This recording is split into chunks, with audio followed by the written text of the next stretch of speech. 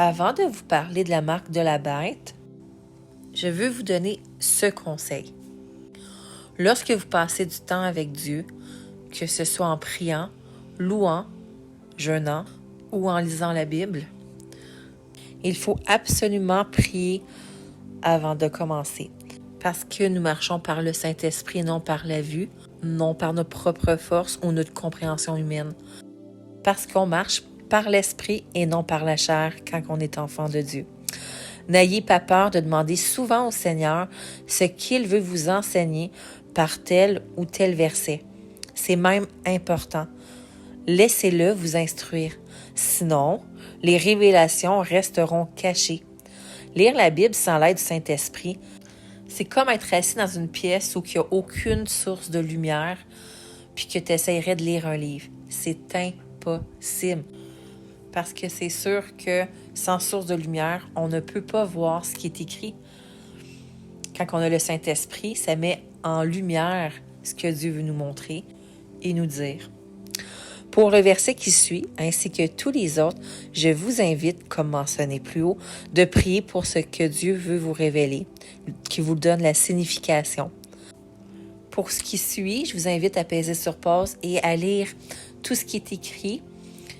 Il y a beaucoup de versets, beaucoup de textes, mais vraiment, si vous voulez connaître plus sur la marque de la bête, qu'est-ce que c'est réellement, prenez le temps de lire vraiment tout ce qui suit.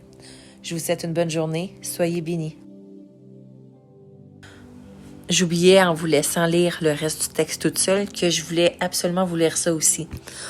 En fait, il est écrit que celui qui a de l'intelligence calculera le nombre de la bête.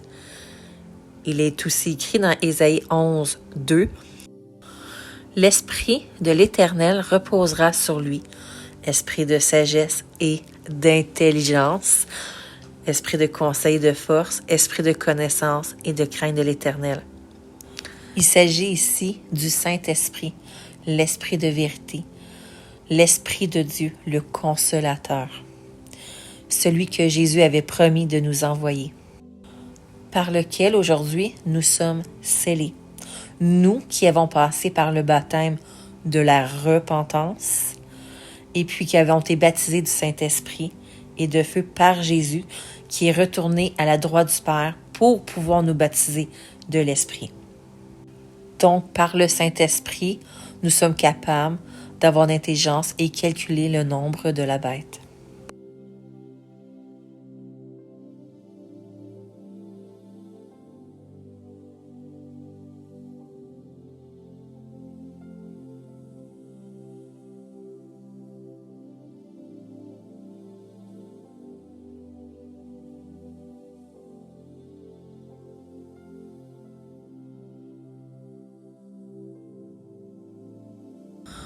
Je fais une petite arrêt parce que je trouve que c'est important qu'on voit ce verset et les deux autres qui vont suivre juste après. Ici, regardez dans 1 Jean 4, il dit « Bien-aimés, n'ajoutez pas foi à tout esprit, mais éprouvez les esprits pour savoir s'ils sont de Dieu. Car plusieurs faux prophètes sont venus dans le monde. Reconnaissez à ceci l'Esprit de Dieu. Tout esprit qui confesse Jésus-Christ, venu en chair, est de Dieu. Et tout esprit qui ne confesse pas Jésus n'est pas de Dieu. C'est celui de l'Antéchrist, dont vous avez appris la venue, et qui maintenant est déjà dans le monde. » Fait que, vous voyez ici, il nomme qu'il est déjà dans le monde. Mais comment Satan pourrait être, l'Antéchrist plutôt, pourrait être dans le monde à l'époque de Jean et être dans la nôtre aujourd'hui?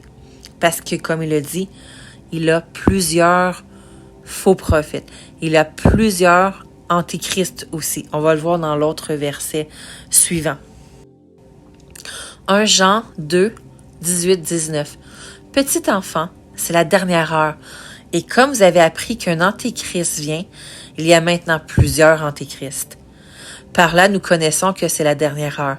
Ils sont sortis du milieu de nous, mais ils n'étaient pas des nôtres, car s'ils eussent été des nôtres, ils seraient demeurés avec nous. Mais cela est arrivé afin qu'il fût manifeste que tous ne sont pas des nôtres.